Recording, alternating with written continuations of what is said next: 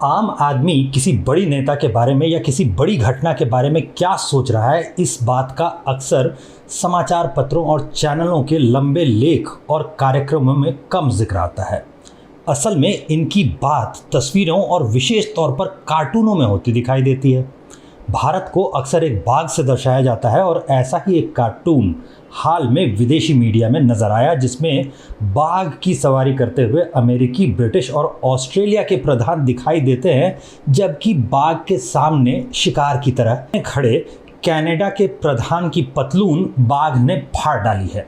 Cartoon में बाघ की पूंछ गौर करने लायक थी, क्योंकि बाघ की पूंछ पर जो धारियां थीं उनके जरिए पूंछ पर इंडिया लिखा हुआ दिखाई देता है। भारत में हाल में ही संपन्न हुए G20 की बैठक में जैसी विचित्र हरकतें जस्टिन ट्रूडो ने की थी, उस पर पहले ही लोग आश्चर्य जता रहे थे। किसी देश का प्रधान पहले तो आकर होटल के कमरे में मीन मेख निकाले, जबकि दूतावासों को पहले ही सूचना होती है कि उसके देश के लोग कहाँ और कैसे ठहरने वाले हैं। थोड़ा सा अजीब लगा था। उसके बाद जब वापस कनाडा जाते समय उनका हवाई जहाज़ ही खराब बताकर उन्हें रुकना पड़ा, तो और विचित्र स्थिति बनी। इतना होने तक वो प्रधानमंत्री मोदी से मिलकर पहले ही निज्जर पर बात कर चुके थे और भारत की ओर से खालिस्तानियों को जगह देने के लिए कनाडा की शिकायत भी दर्ज करवा दी गई थी। जब संबंध बिगड़ने लगे और बात अंतर्राष्ट्रीय स्तर की बयानबाजी तक जा पहुंची, तो अपने निजी स्वार्थों के लिए भारत के कुछ लोग भी कहने लगे कि भारत कनाडा के संबंध तो बड़े अच्छे थे जी। सच्चाई का इस अच्छे संबंध से कुछ लेना देना नहीं था। भारत कनाडा के संबंधों का मतलब ही बीच में रंग भेद का आ जाना होता है। गोरे होने के कारण खुद को श्रेष्ठ और भूरे रंग के कारण भारतीय लोगों को ओछा समझने का कनाडा का पुराना इतिहास रहा है। इस तरह का भेदभाव भारतीय लोगों के साथ न किया जाए, इसके लिए रानी विक्टोरिया ने 1858 में कहा था कि भारतीय लोगों को पूरे ब्रिटिश साम्राज्य में रंग, जन्म, नस्ल इत्यादि के आधार पर भेदभाव नहीं झेलना पड़ेगा। जाहिर है कि ये आदेश देने की ज़रूरत ही इसलिए पड़ी थी क्योंकि कहीं ना कहीं भेदभाव किया जा रहा होगा। कनाडा और भारत दोनों ही उस समय ब्रिटिश शासन के अंतर्गत आते थे, इसलिए सेना में गए कई लोग भारत से कनाडा जाकर बसने भी लगे। उस समय पश्चिमी कनाडा में आबादी कम थी, इसलिए कई भारतीय वहाँ बसे, लेकिन उन्हें रंगभेद का सामना करना पड़ा। अधिकांश उस दौर में सेना में जाने के कारण पुलिस सेवा में डाले गए या लकड़ी काटने और जंगल साफ करने का काम करने लगे। कनाडा के निवासी अंग्रेज़ों से उनका सामना सीधा न हो, संपर्क सीधा कम से कम हो, ये सुनिश्चित किया गया और इसे एथनिक गेटकीपिंग कहा जाता है, जो कि आज भी जारी है। आज़ादी के बाद के भारत में कनाडा नेहरू के दौर में यानी 1960 के दशक के आसपास तक कुछ बांध इत्यादि बताने में भारत की मदद कर रहा था। ये दौर कोलंबो प्लान का काल था, जबकि कई पश्चिमी देश जो पहले उपनिवेशवादी शासक थे वो अपने पुराने उपनिवेशों यानी दक्षिणी देशों की मदद कर रहे थे और तमिलनाडु का कुंडा पावर हाउस प्रोजेक्ट कनाडा की ही मदद से बन पाया। नीलगिरी की पहाड़ियों पर बने इस प्रोजेक्ट के नाम में ही ये दिख जाएगा, क्योंकि ये विदेशी मदद से बना था, इसलिए नदी की जिन दो धाराओं से पानी को मोड़ा जाता है उनका नाम अंग्रेजी में एवलांच और एमराल्ड है, भारतीय नाम नहीं है। नेहरू के बाद इंदिरा गांधी कनाडाई संसद के संयुक्त सत्र में जाने वाली दूसरी भारतीय प्रधानमंत्री बनी। वो 19 जून सन 1973 में गई थी और उससे पहले नेहरू अक्टूबर 1949 में गए थे। 1950 से 70 के 20 साल छोड़ दें तो इन देशों की मैत्री ज़्यादा रही नहीं। इंदिरा गांधी ने मई 1974 में परमाणु परीक्षण करवाया और कनाडा ने संबंध भारत से तोड़ लिए। बाद में भारत पर आरोप लगा कि इसमें जो प्रयुक्त यूरेनियम इत्यादि का परिशोधन हुआ है वो कनाडा के दिए सिरस न्यूक्लियर रिएक्टर के जरिए किया गया है। इसके बाद कनाडा ने कहा कि वो केवल उन्हीं देशों से परमाणु संबंधी जानकारी साझा करेगा जिन्होंने NPT यानी non proliferation of nuclear weapons और comprehensive nuclear test ban treaty यानी CTBT पर हस्ताक्षर किए हों।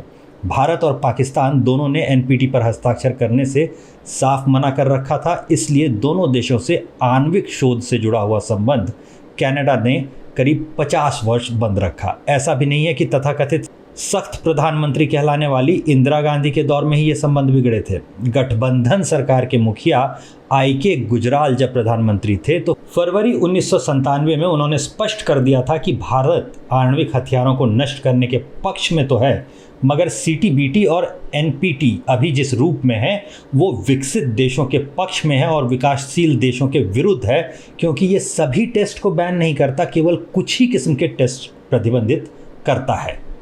कनाडा के इस बयान के बाद संबंध और बिगड़े और इसके करीब 12-13 वर्ष बाद जाकर 2010 में भारत कनाडा के बीच में NCA यानी न्यूक्लियर कोऑपरेशन एग्रीमेंट हुआ। उसके बाद 2015 में आगे का समझौता हुआ, जिसमें 5 साल के लिए भारत को 3000 मीट्रिक टन परिशोधित यूरेनियम दिया जाना था। इन सारी घटनाओं के बीच में ही कनाडा में एयर इंडिया 182 यानी कनिष्क हवाई जहाज पर 1985 में खालिस्तानियों ने आतंकी हमला किया था। कनिष्क 182 पर हुए इस आतंकी हमले में कई भारतीय मूल के कनाडा के नागरिक मारे गए थे। इसके बाद 1990 के दौर में भारत से कनाडा के संबंध थोड़े से बदले।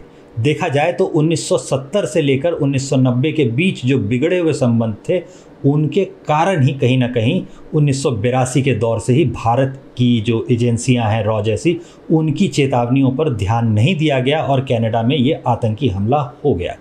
कनाडा के तब के प्रधानमंत्री जीन चेटिन ने जनवरी 1996 में 2 मंत्रियों और 300 व्यापारियों के समूह के साथ वो लोग भारत आए थे और भारत के प्रधानमंत्री गुजराल भी सितंबर 1996 में आधिकारिक दौरे पर कनाडा गए थे। चंडीगढ़ में कनाडा के हाई कमीशन का दौर इसी दौर में जनवरी 1997 में शुरू हुआ था।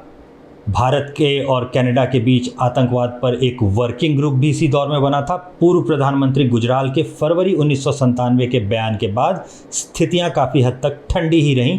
कनाडा इंडिया फाउंडेशन 2007 में बना और दोनों देशों के संबंध बनाने और मजबूत करने पर काम शुरू हो पाया। G20 की ही बैठक के लिए पूर्व प्रधानमंत्री मनमोहन सिंह भी जून 2010 में टोरंटो यानी कनाडा गए थे।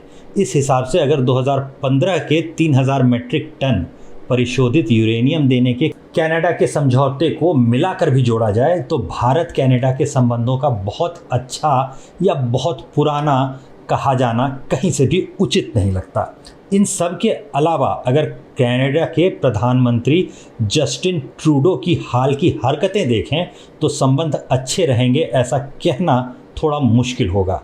थोड़े समय पहले कनाडा में ट्रक चलाने वालों ने एक आंदोलन कर रखा था जो कि जस्टिन ट्रूडो की सरकार के खिलाफ था। अपनी सरकार की तरफ से जस्टिन ट्रूडो ने जो बयान दिए उसमें उसी हिंदूफोबिया की झलक मिल जाती है जिस भेदभाव से भारतीय लोगों को सुरक्षित रखने की बात रानी विक्टोरिया ने 1858 में की थी। हैकेन क्रूज यानी मोड़े हुए क्रॉस के ईसाई मान्यताओं वाले निशान को जस्टिन ट्रूडो ने जबरन हिंदू स्वास्तिक बताने की कोशिश की थी। Earlier this year, our country and people around the world were shocked and dismayed to see Nazi imagery displayed in our nation's capital. उनकी ही सरकार के एक मंत्री ने तो ट्रक के हॉर्न बजाने को भी हेल हिटलर बता देने की कोशिश की। How much vitriol do we have to see of honk honk, which is an acronym for Hail Hitler, do we need to see by these protesters on social media? अपने विरोधियों को Nazi घोषित करने के बाद अभी जस्टिन ने एक पूर्व नाजी को कनाडा की ही संसद में जनसंख्या के साथ आमंत्रित कर डाला। पूरा जस्टिन ट्रूडो का दल ही बार बार उठकर एक पूर्व नाजी के लिए तालियां बजाता हुआ दिखाई दिया। यहूदी समुदाय जहां एक तरफ इस बात की कड़ी निंदा कर रहे हैं, वहीं दूसरी तरफ कनाडा के नागरिक वीडियो के सोशल मीडिया और समाचार चैनलों पर आने के बाद शर्मिंदा महसूस कर रहे हैं। जहां के कथित प्रगतिशीलों की सरकारों से ऐसी गलतियां हो जाती हो, वहां क्या उम्मीद की जाए? संबंध अच्छे रहेंगे? बाकी जो संबंध कभी बहुत प्रगाढ़ नहीं हो पाए वो कनाडा में भारतीय मूल के लोगों की बढ़ती संख्या के साथ सुधरेंगे, ऐसी उम्मीद की जानी चाहिए। लेकिन अंतर्राष्ट्रीय मामलों में कोई 1-2 वर्षों का मामला नहीं होता, ये दशकों के मामले होते हैं।